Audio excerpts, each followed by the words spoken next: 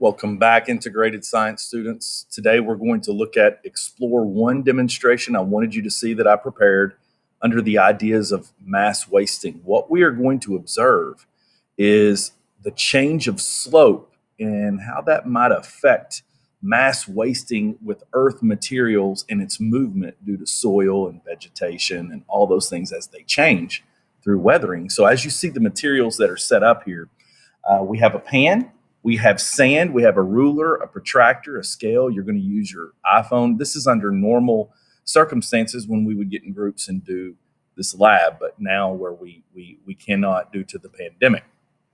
So what you're going to do first Students will need the in following preparation material. is you're going to prepare a pan of dampened sand. And the dampened sand is going to be moisture that's in the soil already.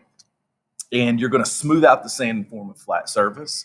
We've already watched this video that I got posted in the Google form, and we're going to demonstrate this idea of rocks of different masses and how they move with all of this. So you're going to take that pan of dampened sand, you're going to pat it out and flatten it out like you see here. And then you're going to take a ruler and you're going to measure one end of the pan of sand, and you're going to measure to the center. And then you're going to measure 2 centimeters away from the end of both ends of the pan. And that's where you're going to place your rocks. And then you're going to measure every so many centimeters down in a scale to determine movement. Okay, so I put my largest mass rock in the center, my second pebble over on one side, and my smallest rock pebble on the other side. And it's almost going to be like a race due to gravity, right?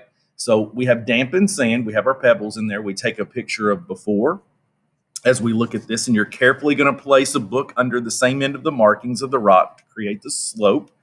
And you're going to measure the height of the tray from the table and the angle of the slope of the tray, like you see here.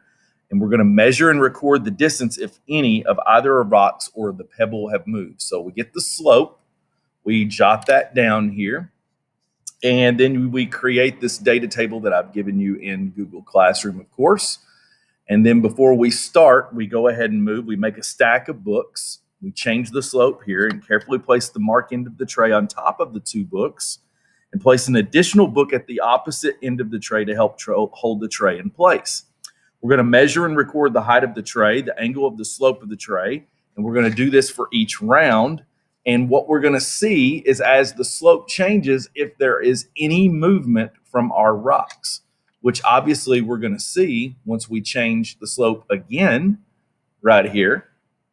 We are going to look at the angle and the slope effects now over time of the amount of movement of rock depending upon the mass here. And we will slightly see some changes. Now, you can obviously see in my demonstration, this is moving really fast, how that would. And of course, if we change the slope from there, we would definitely see. We always calculate the mass of our objects too, before and after.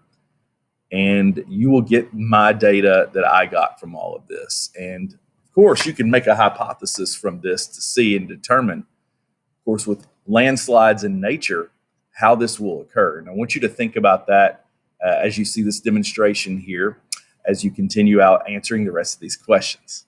All right, guys, take care.